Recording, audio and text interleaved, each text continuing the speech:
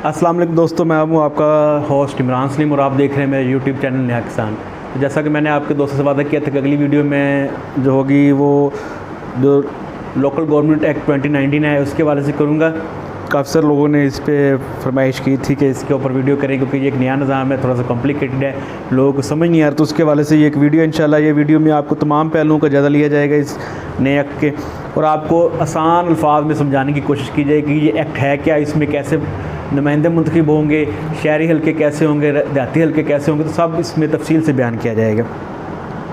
तो लेकिन ये इस एक्ट को बताने से पहले मैं आपको थोड़ा सा तारीफ़ करवा दूँ कि पंजाब या पाकिस्तान में इससे पहले दो तरह के बल्दियाती निज़ाम बनाए गए हैं। एक सदर अयूब का 1960 का, जिसमें कि वार्ड बनती थी, वार्ड में कौंसलर मुंतखब होते थे और वो कौंसलर आगे जाके अपना चेयरमैन मुंतखब करते थे टाउन कमेटी का या म्यूनसिपल कमेटी का।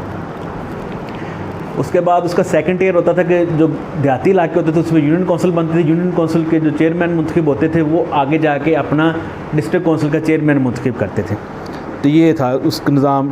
ये बड़ा फजूल सा कह एक निज़ाम था, लोगों को इतने ज़्यादा इख्तियारात नहीं थे इसमें, लेकिन चलो पहले बार उसमें मुतारफ़ करवाया अयूब खान ने। चलो ये एक था कि लोकल गवर्नमेंट का निज़ाम आया था। दूसरा जो निज़ाम मुतारफ़ कराया वो परवेज़ मुशर्रफ ने करवाया, वो नाज़िम का निज़ाम था। उसमें क्या था, एक डिस्ट्रिक्ट को तमाम इलाकों को यूनियन काउंसिल में डिवाइड किया जाता था और हर यूनियन काउंसिल से नाज़िम मुंतखब होता था, फिर उसके बाद सेकंड ईयर में तहसील नाज़िम और फिर डिस्ट्रिक्ट नाज़िम। तो ये उसका निज़ाम था। ये काफ़ी अच्छा निज़ाम था, इसके पास फ़ंड भी बहुत है, इसको इख्तियारात भी काफ़ी मिले, इन्होंने डिलीवर भी काफ़ी किया, लोगों के मसाइल उनकी दहलीज़ पर हल हुए। नाली होगी, सोलंग हो गया, इस तरह की सीवरेज हो गया, छोटे छोटे काम जो दूर जाकर करवाने पड़ते MNAs MPs के पास, तो वो अब उनको नाज़िम के ज़रिए मिलने लगे थे। तो ये अब ये जो नया निज़ाम आया पंजाब गवर्नमेंट ने दिया, ये बड़ा कॉम्प्रिहेंसिव निज़ाम है, थोड़ा सा डिफ़िकल्ट है, सर खपाना पड़ता है समझने के लिए। अगर आप ये वीडियो देखेंगे तो इंशाल्लाह आपको तमाम बातें समझ में आ जाएंगी। पंजाब गवर्नमेंट ने क्या काम किया है, उसने पूरे पंजाब को दो हिस्सों में तकसीम किया है, एक अर्बन एरिया और एक रूरल एरिया। अर्बन एरिया में जो उसने गवर्नमेंट के टियर बनाए हैं वो दो हैं, एक तो नेबरहुड काउंसिल है और ये सबसे छोटा यूनिट है। उससे बड़ा यूनिट बनाया वो आपकी टाउन कमेटी, म्यूनसिपल कमेटी या कोई भी जो आपका एरिया आबादी के लिहाज से, अगर आबादी आपकी कम है तो वो टाउन कमेटी शहरी इलाके में, अगर वो आबादी थोड़ी सी ज़्यादा है तो म्यूनसिपल कमेटी, उससे ज़्यादा तो म्यूनसिपल कॉरपोरेशन, उससे ज़्यादा तो मेट्रोपॉलिटन कॉरपोरेशन। इस तरह करके उन्होंने अर्बन एरियाज़ को तकसीम किया है। रूरल एरियाज़ अर्बन एरिया की निस्बत सिंपल है कि उसमें सिर्फ दो सीधी सीधी बातें हैं, एक विलेज काउंसिल और एक तहसील काउंसिल है। अब विलेज काउंसिल कहाँ बनेगी, तहसील काउंसिल कहाँ बनेगी, यहाँ से शुरू करते हैं। विलेज काउंसिल जो है वो आप जो है आपके इलाके में बनेगी, वो तकरीबन यूनियन काउंसिल या उससे छोटी भी हो सकती है, उससे बड़ी भी हो सकती है। जो पहले यूनियन काउंसिल आपकी थी उससे बड़ी भी हो सकती है, छोटी भी हो सकती है। विलेज काउंसिल में ज़्यादा से ज़्यादा आबादी 25,000 हो सकती है। 25,000 से ज़्यादा आबादी वाला एरिया यूनियन काउंसिल और विलेज काउंसिल नहीं होगा। अगर 25,000 से ज़्यादा आबादी हो जाती है तो उसको दो हिस्सों में डिवाइड किया जाएगा, यानी कि उस 25,000 वाले यूनियन काउंसिल को दो विलेज काउंसिल में तकसीम कर दिया जाएगा। 25,000 से ज़्यादा तादाद वाली कोई विलेज काउंसिल नहीं होगी। इस तरह 2,000 से कम वाली कोई विलेज काउंसिल होगी, कम से कम 2,000 और ज़्यादा से ज़्यादा 25,000। तो जितनी ज़्यादा आपकी आबादी होगी उतने ज़्यादा आपको आपके इलाके में से काउंसलर मुंतखब होंगे। मसलन 25,000 आबादी वाला है तो उसमें से 5 काउंसलर्स जो आम जनरल काउंसिल होंगे, 2 लेडीज़ काउंसिल और 1 अक़लियती काउंसिल, यानी कि 8 मेंबर हो गए। अगर आपकी आबादी 2,000 है आपकी विलेज काउंसिल की तो उसमें 2 जनरल काउंसलर, 1 लेडी काउंसिलर और 1 अक़लियती, जो 4 हो जाएंगे। ठीक है जी, ये इस तरह इसकी तकसीम है कि ज़्यादा से ज़्यादा 25,000 वोट हो सकते हैं एक विलेज काउंसिल में और कम से कम 2,000 वोट हो सकते हैं। तो विलेज काउंसिल का जो इंतखाब होगा ये गैर जमाती बुनियादों पे होगा। एक विलेज काउंसिल में मस्से के 10 बंदे कैंडिडेट हैं तो उसमें से सिर्फ 5 बंदे जो हैं वो मुंतखब होने हैं काउंसिल के लिए, जनरल काउंसिल के लिए। तो जो 5 बंदे जनरल काउंसिल के मुंतखब होंगे वो कैसे होंगे, 10 बंदों ने इलेक्शन लड़ा, 10 बंदों को वोट मिले, जो टॉप 5 वोट लेने वाले होंगे, जिनको सबसे ज़्यादा वोट मिले होंगे, वो ऑटोमेटिकली काउंसलर मुंतखब हो जाएंगे। आखिरी 5 जो आएंगे वो रह जाएंगे, 5 से बाद वाले।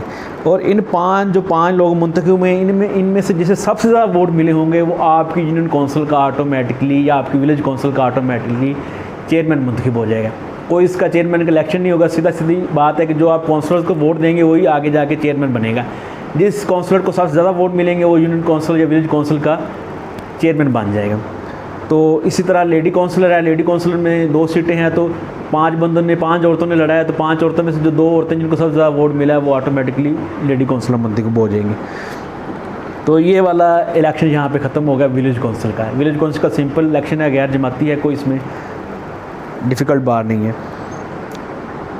दूसरा है टियर तहसील कौंसिल का। ये रूरल एरिया का आपको बता रहा हूँ, रूरल एरिया का दूसरा टियर है तहसील कौंसिल। तहसील कौंसिल में वो तमाम इलाके शामिल होंगे जो रूरल हैं, यानी कि टाउन कमेटीज़, म्यूनसिपल कॉरपोरेशन या मेट्रोपॉलिटन ये उसमें शामिल नहीं होंगे। सिर्फ जो देहाती एरिया हैं वो वाले एरिया जिनमें विलेज कौंसिल बनी है। सिंपल आपको बात समझाने के लिए कि एक तहसील में जितने विलेज कौंसिल बनेंगी वही विलेज कौंसिल के लोग अपना तहसील कौंसिल के लोग मुंतखब करेंगे। ये इलेक्शन विलेज कौंसिल के बाद होगा। पहले विलेज कौंसिल और नेबरहुड कौंसिल के इलेक्शन होंगे फ़ेज़ 1 में, फ़ेज़ 2 में तहसील कौंसिल के इलेक्शन होंगे। तहसील कौंसिल का इलेक्शन कैसे होगा कि जितने भी विलेज कौंसिल हैं, एक इलाका है उसमें 50 विलेज कौंसिल बनी है एक तहसील में, तो 50 विलेज कौंसिल जो हैं वो तहसील कौंसिल के लिए वोट करेंगे। कोई शहरी इलाका जैसे टाउन कमेटी, म्यूनसिपल कॉरपोरेशन ये इस इलेक्शन में हिस्सा नहीं लेंगी। सिर्फ विलेज कौंसिल के जो रहायशी हैं वो इस इलेक्शन में हिस्सा लेंगे। शहरी इलाकों के रहायशियों का इस इलेक्शन को कोई तल्लुक नहीं, वो वोट नहीं देंगे। विलेज कौंसिल का इलेक्शन बड़ा दिलचस्प है, इसको थोड़ा समझ लें कि विलेज कौंसिल का इलेक्शन कैसे होगा। इसमें एक बंदा अपने आप को नॉमिनेट करेगा कि ये मैं हेड ऑफ़ द गवर्नमेंट का इलेक्शन लड़ना चाहता हूँ, मैं तहसील नाज़िम का इलेक्शन लड़ना चाहता हूँ। ये इलेक्शन जमाती बुनियादों पे होंगे, आज़ाद लोग भी यहाँ पे इलेक्शन लड़ सकेंगे। ठीक है, अगर एक बंदा अपने आप को नॉमिनेट करता है कि मैं आपके इलाके से विलेज कौंसिल का, तहसील कौंसिल का इलेक्शन लड़ना चाहता हूँ, तो ये इतना काफ़ी नहीं है। इस निज़ाम में थोड़ी सी जो नई चीज़ आई है कि वो ये है कि वो बंदा अपना पैनल देगा। मैं दीपालपुर में, डिस्ट्रिक्ट उकाड़ा तहसील दीपालपुर में रहता हूँ, तो मैं उसके हवाले से आपको बताना चाहूँगा कि तहसील कौंसिल दीपालपुर को मद्देनज़र रखते हुए कि तहसील कौंसिल दीपालपुर में टोटल जो कौंसलर्स मुंतखब होंगे वो 49 होंगे।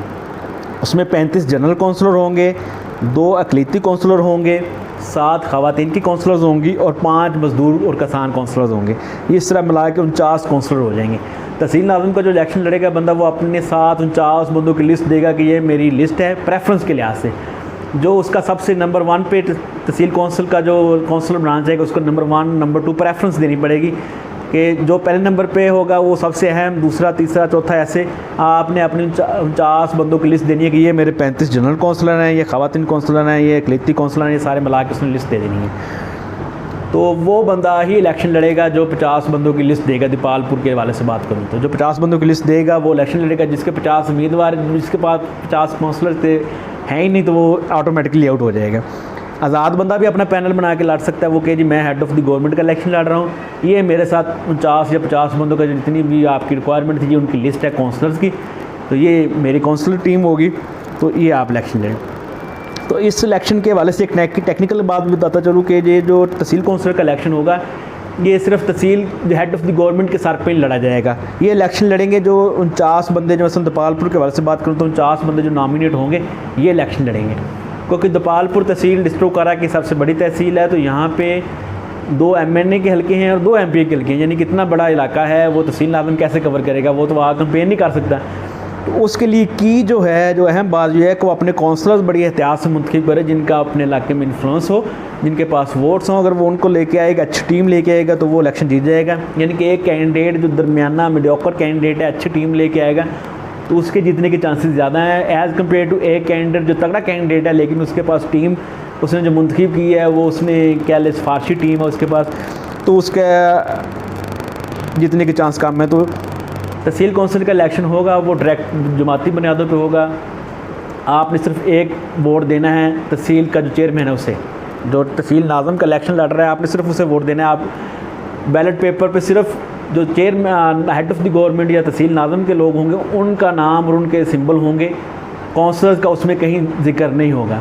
जब आप वोट देंगे तो इसका मतलब है कि आप पूरी लिस्ट को वोट दे रहे हैं जो उस नाज़िम के कैंडिडेट ने जमा करवाई है। अब उसमें ये कि अगर कोई बंदा नाज़िम जीत गया है, उसने वोट लिए हैं और वो सबसे ज़्यादा वोट लेके जीत गया, तो क्या उसके सारे के सारे कौंसलर मुंतखब हो जाएंगे? नहीं, ऐसा नहीं है।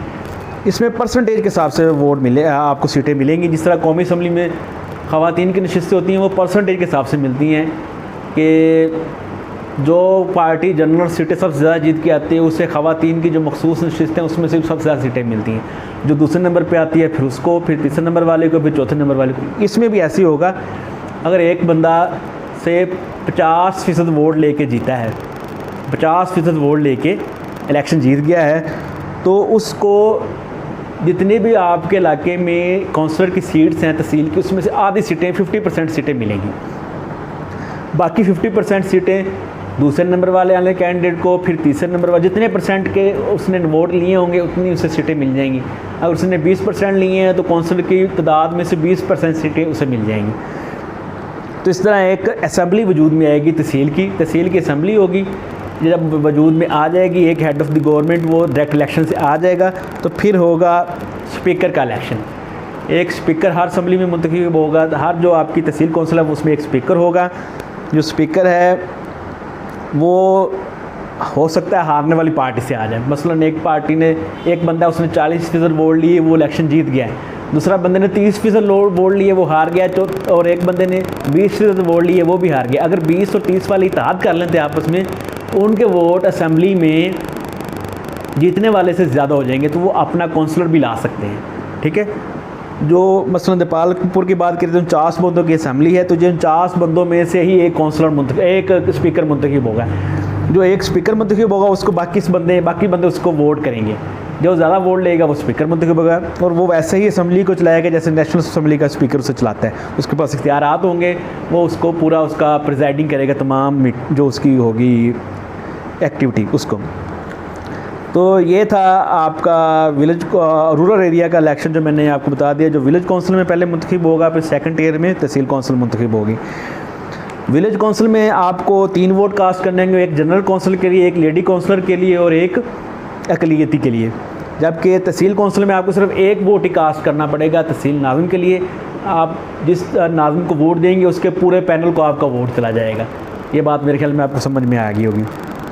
अब है जी अर्बन को देखिए। अर्बन जो आपकी क्लासिफिकेशन जो की है गवर्नमेंट, उसमें 2 टेयर इसमें भी है। उसमें नेबरहुड काउंसिल बेसिक टेयर है सबसे, और उसके बाद दूसरा टेयर है वो आबादी के लिहाज से। अगर आपका शहर वाला एरिया है वो ज़्यादा आबादी वाला है तो वो मेट्रोपॉलिटन भी हो सकती है, उससे कम वाला है तो म्यूनसिपल कॉरपोरेशन, उससे कम वाला म्यूनसिपल कमेटी, उससे कम वाला टाउन कमेटी। तो ये आपकी इलाके पे डिपेंड करता है कि आपके इलाके में, शहरी इलाके में कितने वोट हैं, कितनी आबादी है, तो वैसे ही आपको कमेटी मिल जाएगी। Town committee, municipal committee, municipal corporation, जैसा भी आपका इलाका उसमें फ़ाल करेगी। उकाड़ा की बात करें तो उकाड़ा में एक म्यूनसिपल कॉरपोरेशन है जो उकाड़ा सिटी है। उसके बाद दीपालपुर म्यूनसिपल कमेटी है, हवेली लखन म्यूनसिपल कमेटी है, हुजरा शामकीम म्यूनसिपल कमेटी है, और इसके बाद टाउन कमेटीज़ हैं मंडी अहमदाबाद और बसीरपुर। ये दीपालपुर के शहरी इलाके हैं, उसकी ये हदबंदी है। बाकी जितने भी इलाके दीपालपुर के हैं वो सब रूरल एरिया में जाएंगे। अब ये जो अर्बन एरियाज़ हैं इसमें नेबरहुड जो काउंसिल है इसके वाले से बात करते हैं। सबसे पहले neighbourhood council same village council की तरह ही है, बस इसमें ये फ़र्क है, इसमें आबादी का तनासुब थोड़ा सा ज़्यादा है। वहाँ से 15 से 25 हज़ार तक की बड़ी से बड़ी यूनियन काउंसिल थी। यहाँ से बड़ी जो यूनियन काउंसिल है या विलेज नेबरहुड काउंसिल, उसमें 40 हज़ार तक आबादी हो सकती है। यानी कि नेबरहुड काउंसिल में 40 हज़ार तक आबादी भी हो सकती है। इसमें ये फ़र्क है। और कम से कम आबादी जो नेबरहुड काउंसिल में होगी वो तकरीबन 6000 होगी। 6000 से कम आबादी वाला कोई भी नेबरहुड काउंसिल नहीं होगी। मैं अपने इलाके की बात करूँ तो मैं दीपालपुर का रहायशी हूँ, शहर का मेरा वोट है, तो मेरी यूनियन काउंसिल, मेरी जो कह लें नेबरहुड काउंसिल का नंबर 9 है। तो यहाँ पे तकरीबन 9500 वोट रजिस्टर्ड है। तो इसका मतलब है यहाँ पे 3 काउंसलर मुंतखब होंगे जनरल, एक लेडी काउंसलर और एक अक़लियती काउंसलर। अगर आपकी यूनियन काउंसिल या नेबरहुड काउंसिल में 40 हज़ार है, 20 हज़ार से 40 हज़ार के दरमियान है, तो फिर आपके काउंसलर 5 हो जाएंगे, लेडी काउंसलर 2 हो जाएंगे और अक़लियती काउंसिल 1 रहेगा। तो आपकी काउंसिल में 8 बंदे हो जाएंगे। सेम वैसे ही गैर जमाती इलेक्शन होगा। जो सबसे ज़्यादा वोट लेके आएगा वो आपकी नेबरहुड काउंसिल का चेयरमैन मुंतखब हो जाएगा। और जो टॉप के मतलब 5 काउंसलर मुंतखब होने, जो टॉप के 5 कैंडिडेट जो होंगे जिनको वोट मिला होगा वो काउंसलर मुंतखब हो जाएंगे। ठीक है जी, ये आपका पहला टेयर मुकम्मल हो गया। दूसरा टेयर आपका आपके इलाके के लिहाज से देखिए कि म्यूनसिपल कमेटी है, टाउन कमेटी है, म्यूनसिपल कॉरपोरेशन है या आपकी मेट्रोपॉलिटन कॉरपोरेशन है। वो अपने इलाके के लिहाज से कि आपका शहर कितना बड़ा है, आपका शहरी एरिया कितना बड़ा है, वैसे ही आपको कमेटी मिलेगी। मैं दीपालपुर के वाले से बात करूँ तो यहाँ पर दीपालपुर म्यूनसिपल कमेटी है। दीपालपुर म्यूनसिपल कमेटी में तकरीबन 21 काउंसलर मुंतखब होंगे। 21 काउंसलर होंगे, जिसमें से 15 जनरल होंगे, 3 ख़वातीन के, 2 अक़लियत, 2 मज़दूर किसान और 1 अक़लियत। ये इस तरह 21 आज़ाद हो जाएंगी। सेम ये भी जो है तहसील कौंसिल की तरह ये भी इलेक्शन जमाती बुनियादों पे होंगे। एक बंदा अपने आप को हेड ऑफ़ द गवर्नमेंट या टाउन कमेटी का नाज़म अपने आप को शो करेगा कि मैं टाउन कमेटी का नाज़म हूँ, ये मेरी कौंसलर की लिस्ट है, ये 21 बंदे मसलन दपालपुर में चाहिए तो वो अपनी 21 बंदों की लिस्ट देगा अपनी प्रेफरेंस वाइज कि ये बंदा पहले नंबर पे, ये दूसरे, ये तीसरे, ये चौथे, ये पाँचवें, ये छठे, ये सातवें, इस तरह 21 बंदों की लिस्ट देगा अपनी। तो उसको एक बैलेट पेपर अलॉट हो जाएगा जिस पे सिर्फ चेयरमैन का नाम होगा या नाज़िम का नाम होगा और उसका सिंबल होगा, बाकी किसी काउंसलर का नाम नहीं होगा। तो जो बंदा जिस चेयरमैन को वोट देगा शहरी इलाके का, तो वो ऑटोमेटिकली तमाम काउंसलर्स को वो वोट चला जाएगा। वैसे ही जो यानी कि जितने % वोट लेके बंदा चेयरमैन जीतेगा या आपका टाउन नाज़िम जीतेगा, मसलन 60% वोट लेके वो आपका टाउन नाज़िम बन गया, तो उसके काउंसलर की लिस्ट में से भी 60% बंदे जो हैं टॉप से शुरू होकर नीचे की तरफ आएंगे। जो पहले 60% बंदे होंगे वो ऑटोमेटिकली काउंसलर मुंतखब हो जाएंगी। बाकी जो सीटें होंगी वो दूसरे नंबर वाले कैंडिडेट, तीसरे नंबर वाले कैंडिडेट, उनकी परसेंटेज के हिसाब से उनमें तकसीम हो जाएंगी। तो ये इस तरह इलेक्शन टाउन कमेटी या म्यूनसिपल कमेटीज़ या म्यूनसिपल कॉरपोरेशन का इस तरह का इलेक्शन हो जाएगा। इसमें भी एक स्पीकर मुंतखब होगा, सेम वैसे ही उसको भी ऐसे लोग वोट करेंगे जैसे तहसील कौंसिल में किया था। उसके पास भी वो इख्तियारात होंगे, वो प्रेजाइड करेगा पूरी जो असेंबली की कार्रवाई होगी उसको। ये दोनों आपके टियर्स मैंने आपको बता दिए हैं, ये इस तरह होगा। दूसरा इसमें जो है कि तहसील कौंसिल जो है, पॉइंट में बताना भूल गया आपको, तहसील कौंसिल और म्यूनसिपल कमेटी या ये जो आपका सेकंड टियर यानी कि ये जो आपका शहरी इलाका होगा, इसकी जो असेंबली बनेगी या जो चेयरमैन बनेगा उसके पास इख्तियार होगा कि वो अपनी एक कबीना बनाएगा। कबीना तकरीबन 60-40 के लिहाज से, मेरी याददाश्त के मुताबिक 60-40 के लिहाज से उसमें लोग आएंगे। 60% जो होंगे वो प्रोफेशनल्स होंगे और 40% जो होंगे वो जो सियासी बंदे जो काउंसलर मुंतखब हुएंगे वो होंगे। मसलन 10 बंदों की अगर वो कैबिनेट बनाते हैं तो उसमें 6 बंदे जो प्रोफेशनल होंगे और 4 बंदे जो होंगे वो आप उसके सियासी जो साथी होंगे वो होंगे। अब वो 6 बंदे हर कोई बंदा उनमें से नहीं बन सकता। उसका क्राइटेरिया बताया गया है कि जो बंदे प्रोफेशनल होंगे उसका क्राइटेरिया ये होगा कि जिस फील्ड में उसे लाया जा रहा है उस फील्ड का उसका 10 साल का एक्सपीरियंस हो मिनिमम। मसलन एक बंदा उसको वो अपने हेल्थ का बनाता है कि ये मेरे हेल्थ के मामला देखेगा, चेयरमैन ये लगता है कि ये बंदा या नाज़िम जो है वो फैसला करता है कि ये बंदा मेरे हेल्थ के मामला देखेगा, तो उसका हेल्थ में 10 साल का एक्सपीरियंस होना चाहिए। एजुकेशन वाले का एजुकेशन में 10 साल का एक्सपीरियंस होना चाहिए। तो इस तरह वो अपनी एक कैबिनेट बनाएगा और वो कैबिनेट आज़ाद होगी, उसको मुकम्मल इख्तियारात होंगे, वो अपने इलाके में काम करेगा। और एक जो और अहम पॉइंट जो मैं आपको बताना भूल गया, ये बताना भूल नहीं गया यानी कि वो आप डिस्कस ही आप करना था, वो ये है कि हर विलेज काउंसिल और हर तहसील काउंसिल और हर म्यूनसिपल कमेटी और हर विलेज काउंसिल और हर नेबरहुड काउंसिल के जो इख्तियारात हैं वो वाज़ेह में आपस में टकराव नहीं है। अमूमी जो नज़र आ रहा है उसमें तो टकराव नज़र नहीं आ रहा। जब ये फंक्शनल करे शायद कुछ टकराव आ जाए, नज़र भी आए। जो विलेज काउंसिल है और तहसील काउंसिल है, ये दोनों आपको पता है रूरल एरिया को कवर करेंगे। तो विलेज काउंसिल के इख्तियारात और तहसील काउंसिल के इख्तियारात में वाज़ेह लाइन है। मसलन मैं आपको मिसाल से दे सकता हूँ, विलेज काउंसिल वाले वो क्या काम कर सकते हैं, वो अपना जो गाँव का छप्पर है उसकी मैनेजमेंट के वाले से काम कर सकते हैं, जनाजगाह की मैनेजमेंट के वाले से काम कर सकते हैं, डिस्पेंसरी, स्कूल उसकी मैनेजमेंट के वाले से, सीवरेज, नाली, सोलन, ये सब काम जो है वो विलेज काउंसिल के ज़िम्मे आएंगे। तहसील काउंसिल मुसाफिर खाना बना सकती है, शहर से गांव की तरफ जो सड़क बनाती है वो जा रही है उसको बना सकती है, जो आपका हॉस्पिटल है उसकी मैनेजमेंट कर सकती है, जो BHUs हैं आपके उसकी मैनेजमेंट कर सकती है, ये उनके ज़िम्मे आएगा मसला। तो इसमें ये नहीं होगा कि वो आपको कहे जी ये काम विलेज काउंसिल का नहीं है, आप तहसील काउंसिल के पास चल जाएँ, तहसील काउंसिल का नहीं है विलेज काउंसिल के पास चल जाएँ। तो ये आपको पूरा उन्होंने अलग-अलग बताया हुआ है। इस तरह अर्बन और काउंसिल है उसमें नेबरहुड और म्यूनसिपैलिटी उसके भी इख्तियारात वाज़ेह हैं कि नेबरहुड काउंसिल है वो आपका जनाजगाह, डिस्पेंसरी, स्कूल, गली, सफाई, इस तरह के मामला देखेगी। और म्यूनसिपल कमेटी जो होगी वो आपके बड़े लेवल के मामला, आपकी रेवेन्यू के मामला, आपके हॉस्पिटल के मामला, आपके ये जो जितने भी ये साइकिल स्टैंड और ये वगैरह उसकी चीज़ें, शहर का सीवरेज का सिस्टम, शहर में कोई बड़ा रोड बनने वाला है उसका ये सब जिम्मेदारी उसके अंडर रहेगी। यानी कि नेबरहुड काउंसिल और म्यूनसिपल कमेटी में आपस में कोई टकराव नहीं है, विलेज काउंसिल और तहसील काउंसिल में आपस में कोई टकराव नहीं है। इसी तरह तहसील काउंसिल और म्यूनसिपैलिटी या म्यूनसिपल कमेटी में कोई टकराव नहीं है। हर एक की हदूद और क़यूद एक्ट में वाज़ह बताई गई हैं। और अब ये एक और बात है, बात कि विलेज काउंसिल का मसलन है कि एक विलेज काउंसिल मतलब होगी तो सारा फंड जो है वो चेयरमैन की मर्ज़ी से नहीं लगेगा। इलाके की पंचायत बुलाई जाएगी, वो डिसाइड करेंगी कि जनाब हमारे इलाके में यानी कि किस चीज़ की ज़रूरत है, सोलंग लगना चाहिए, फ़ंड आया तो सोलंग लगेगा।